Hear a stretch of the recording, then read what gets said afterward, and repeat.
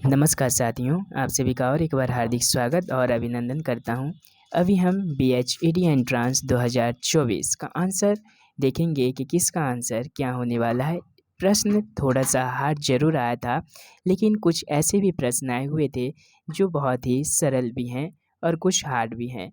तो आप लोग अपना स्कोर जरूर जान सकते हैं और इस वीडियो के माध्यम से कि आप कितना स्कोर तक पहुंच सकते हैं।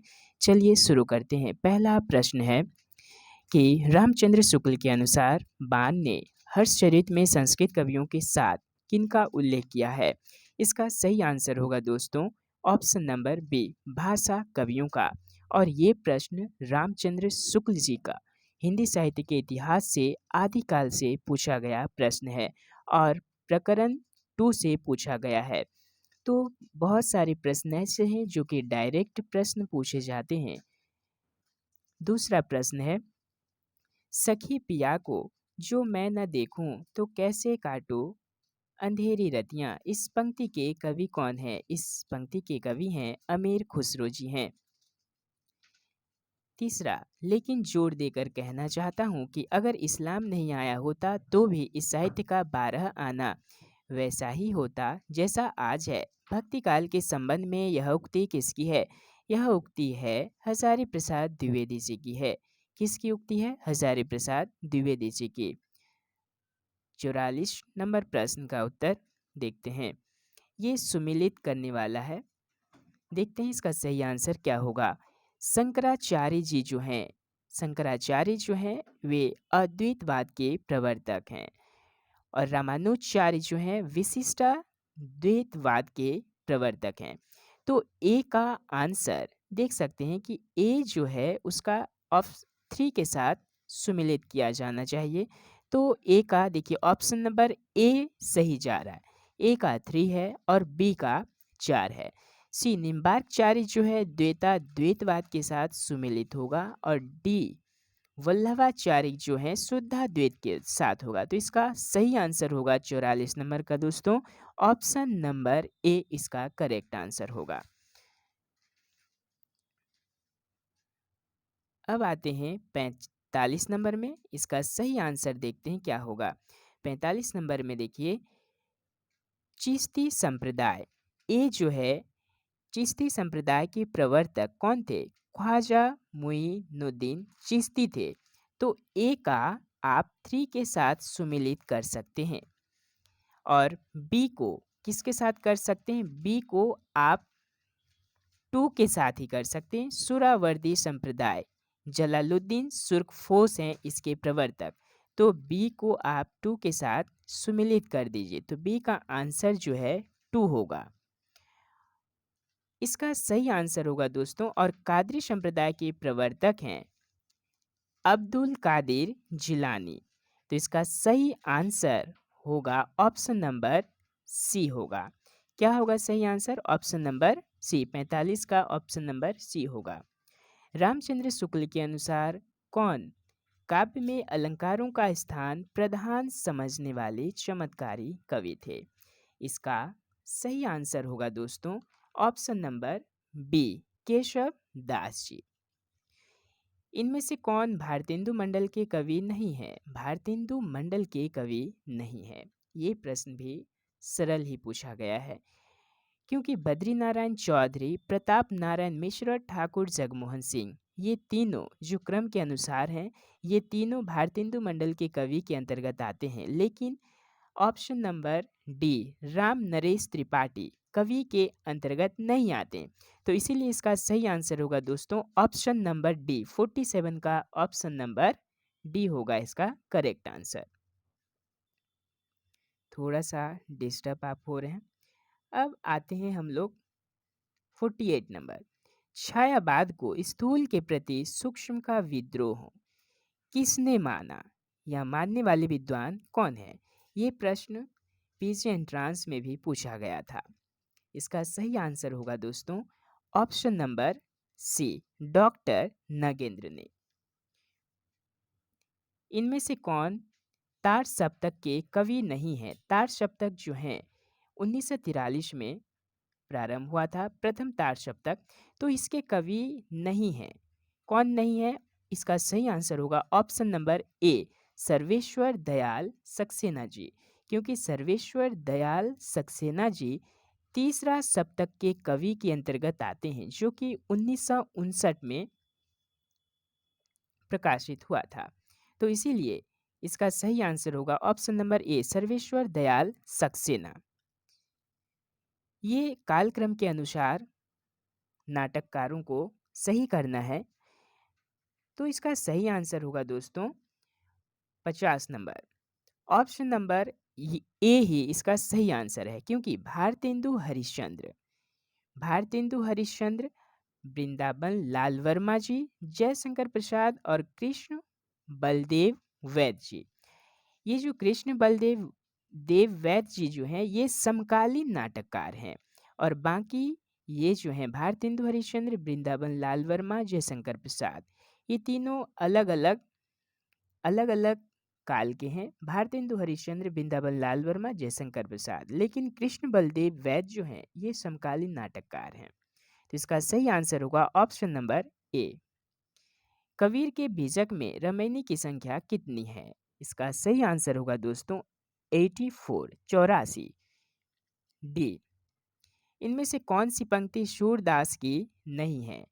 इसका सही आंसर क्या होगा? इसमें पूछा गया सूरदास की नहीं है, तो पहले जान लेते हैं कि कौन सी सूरदास की है। उधो मोही व्रज विसरत नाही, उधो मन नाही 10-20। तो ये दोनों जो हम पढ़े, ये दोनों सूरदास की ही है। लेकिन ये जो आता है बसो मेरे नैनन में नंदलाल, ये ऑप्शन नंबर सी जो है, ये सूरदास की पंक्ति नहीं है, ये मीराबाई जी की है। बिनु गोपाल बैरिन भई कुंजे, ये है। लेकिन बसो मेरे नैनन में नंदलाल, ये उनकी पंक्ति नहीं है। तो इसका सही आंसर होगा ऑप्शन नंबर सी, 52 का सी होगा। 53 नंबर, प्रकाशन वर्ष के आधार पर निराला की निम्न काव्य रचनाओं का सही अनुक्रम क्या है? तो इसका सही आंसर देखते हैं। इसका सही आंसर देखिए, परिमल। परिमल कब प्रकाशित हुआ था? परिमल 1923 में, और तुलसीदास 1938 में, और कुकुरमुत्ता 1942 में, और आराधना 1953 में। तो इसी के आधार पे पहला ऑप्शन सही है, और ये क्रम के आधार पर ही आधारित है। तो ऑप्शन नंबर ये इसका सही आंसर होगा।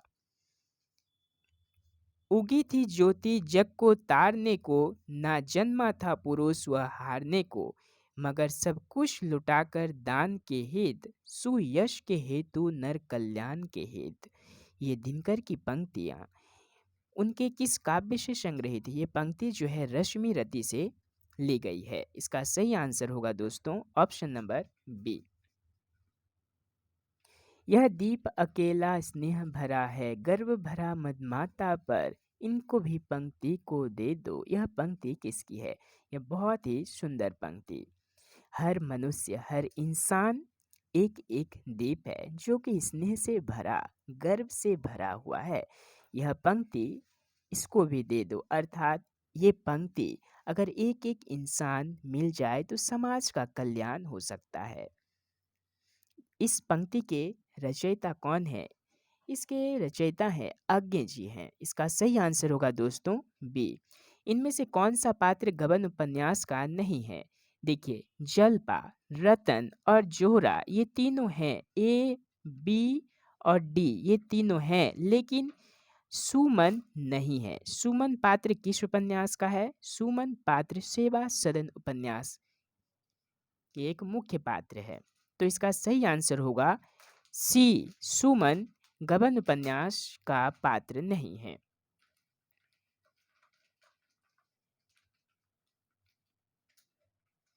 अब दूसरा प्रश्न, इनमें से कौन सा कहानी संग्रह मनु भंडारी द्वारा रचित नहीं है? तो मनु भंडारी जी द्वारा रचित नहीं है। मैं हार गई, एक प्लेट सैलाब और त्रिशंकु, ये तीनों कहानी दोस्तों मनु भंडारी जी की ही है। लेकिन ऑप्शन नंबर ए, एक नीच ट्रेजेडी, ये कहानी मन्नू भंडारी जी की नहीं है। ये किसकी कहानी है? ये कहानी है मृणाल पांडे जी की। तो इसका सही आंसर होगा ए। चिंतामणि भागवान निबंध संग्रह के निबंधकार कौन है? रामचंद्र शुक्ल जी हैं। कौन है? चिंतामणि भागवान के। सही आंसर होगा रामचंद्र शुक्ल जी, ऑप्शन नंबर सी। इनमें से कौन सा निबंध संग्रह हरिशंकर परसाई जी का नहीं है? हरिशंकर परसाई जी, देखिए, पगडंडियों का जमाना, सदाचार का ताबेश, तुलसीदास चंदन घिसे, ये तीनों हरिशंकर परसाई जी का ही है निबंध संग्रह। लेकिन वाद विवाद संवाद, ये वाद विवाद संवाद जो है ये हरिशंकर परसाई जी का नहीं है। तो इसका सही आंसर होगा ऑप्शन नंबर डी, वाद विवाद संवाद। हजारी प्रसाद द्विवेदी के अनुसार अशोक के फूल को सबसे अधिक सम्मान किस संस्कृत कवि से प्राप्त हुआ था? इसका सही आंसर होगा दोस्तों ऑप्शन नंबर बी, कालिदास। अब बाकी प्रश्न जो हैं आपको 61 से 65 ये आपको अनुच्छेद पढ़कर करने होंगे। तो चलिए इसका प्रश्न भी सॉल्व करते हैं। देखिए, पहला प्रश्न है अनुच्छेद से, इनमें से कौन जनसंचार का एक भौतिक उपकरण नहीं है? भौतिक उपकरण कौन सा नहीं है? मोबाइल फोन नहीं है। इसका सही आंसर होगा जनसंचार का एक भौतिक उपकरण नहीं है मोबाइल फोन। मौसम विज्ञान संबंधी अग्रिम जानकारी से क्या लाभ होता है? अग्रिम जानकारी से क्या लाभ होता है? जान माल के खतरे में कमी आ जाती है। इसका सही आंसर होगा ऑप्शन नंबर बी। 63 नंबर, इनमें से किसे आधुनिक जनसंचार का हिस्सा नहीं माना जाता है? देखिए, टीवी, फेसबुक और समाचार पत्र ये तीनों है, लेकिन यूट्यूब नहीं है। इसका सही आंसर ऑप्शन नंबर डी होगा, 63 का डी। 64 नंबर, फिल्में बनाने का नया डिजिटल माध्यम क्या है? फिल्में बनाने का नया डिजिटल माध्यम मोबाइल फ़ोन है, और मोबाइल फ़ोन से ही बहुत अच्छी अच्छी वीडियो और फिल्में भी बनाई जा सकती है। 65 नंबर, न्यू मीडिया के द्वारा किसका प्रचार संभव है? संस्कृति, लोक कला की, संगीत की, इनमें से सभी की। इसका सही आंसर होगा दोस्तों ऑप्शन नंबर डी। सभी स्वर क्या होते हैं? स्वर सभी स्वर होते हैं सघोष। ऑप्शन नंबर बी इसका सही आंसर होगा। 67 नंबर का आंसर देखते हैं। अर्धस्वर कहलाते हैं। अर्धस्वर इसमें से कौन सा होगा? ऑप्शन नंबर सी, य और व, ये अर्धस्वर कहलाते हैं। अतनु, अतनु का परिवाची शब्द क्या है? अतनु का परिवाची शब्द होगा कामदेव। ऑप्शन नंबर सी। वह नियम जो सर्वमान्य नियम के विरुद्ध हो उसे क्या कहते हैं? अपवाद कहा जाता है। जो कि सभी नियम के विरुद्ध होते हैं उसे अपवाद कहा जाता है। राकेश का संधि विच्छेद क्या होगा? राक प्लस ईश होगा। तो इसका सही आंसर ऑप्शन नंबर बी होगा।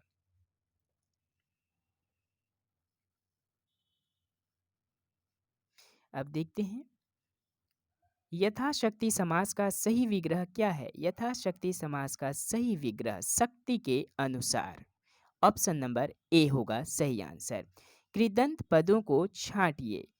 कृदंत पद, इसमें से इसका सही आंसर होगा ऑप्शन नंबर ए, भूखा और बुराई। 73 नंबर, डेस विशेषणों को छोड़कर अन्य विशेषण हमेशा मूल रूप में रहते हैं। इसका सही आंसर कौन सा होगा? इसका सही आंसर होगा ऑप्शन नंबर सी, गुणवाचक। नित्य बहुवचन शब्द कौन से हैं? नित्य बहुवचन शब्द हैं हस्ताक्षर। हस्ताक्षर जो है नित्य बहुवचन में ही प्रयुक्त होने वाले शब्द हैं। 75 नंबर, राम दही से रोटी खाता है, कारक की पहचान कीजिए। तो यहाँ पे साधन दिखाई दे रहा है। राम दही से, किससे? दही से रोटी खाता है। तो कारक की पहचान यहाँ पे होगा, कौन सा होगा? करण होगा। ऑप्शन नंबर सी सही आंसर होगा, करण कारक। बस और ही कुछ प्रश्न बाकी है। पूर्ण भूतकालिक वाक्य हैं। पूर्ण भूतकालिक वाक्य कौन सा है? पूर्ण भूतकालिक वाक्य होगा उसने कहा था, क्योंकि ये पूर्ण भूतकालिक वाक्य है। उसने कहा था, सही आंसर होगा ऑप्शन नंबर ए। रंजक क्रिया युक्त वाक्य की पहचान कीजिए। तो रंजक क्रिया किसे कहते हैं? रंजक क्रिया उसे कहते हैं जो शब्द के माध्यम से कुछ वाक्य को उसे और प्रभावित बना देते हैं, अर्थ को और प्रभावित साबित कर देते हैं। तो इसका सही आंसर होगा दोस्तों ऑप्शन नंबर सी। वह रोज 10 बजे नहा लेता है। तो यहाँ पे नहाना भी एक क्रिया है और लेना भी एक क्रिया है। जब दो क्रियाएं सम्मिलित हों और वहाँ पे अर्थ जो है प्रभावित हो, उसे हम रंजक क्रिया कहते हैं। तो इसका सही आंसर होगा दोस्तों ऑप्शन नंबर सी। चांदी का जूता मारना मुहावरे का अर्थ क्या है? धन के बल पर वश में करना। इसका सही आंसर होगा बी, धन के बल पर वश में करना। सरल वाक्य की पहचान कीजिए। देखिए ऑप्शन नंबर ए कौन सा वाक्य है? उसने कहा कि कार्यालय बंद हो गया। तो ये होगा मिश्र वाक्य है। सुबह हुई और वह आ गया, ये संयुक्त वाक्य है। राहुल धीरे धीरे चलता है। इसका सही आंसर होगा सी। और डी जो है ये भी मिश्र वाक्य है। जो बड़े हैं उन्हें सम्मान दो। तो हमें पूछा गया है सरल वाक्य, तो सरल वाक्य इसमें होगा राहुल धीरे धीरे चलता है। सही वाक्य का चयन कीजिए। इसमें सही वाक्य क्या होगा? इसका सही आंसर होगा दोस्तों ऑप्शन नंबर डी, वह दंड के योग्य है। तो आप कमेंट्स करके आप ज़रूर बताएंगे। और अगर आप मेरे चैनल पर नए हैं, सब्सक्राइब ज़रूर कीजिएगा। मुझे विश्वास है कि आप इससे ज़रूर अपना स्कोर चेक कर सकते हैं। आप सभी को बहुत बहुत धन्यवाद और शुक्रिया। अब आप सभी के लिए अगले वीडियो में कुछ नई जानकारी के साथ नई वीडियो लाऊंगा। धन्यवाद, नमस्कार।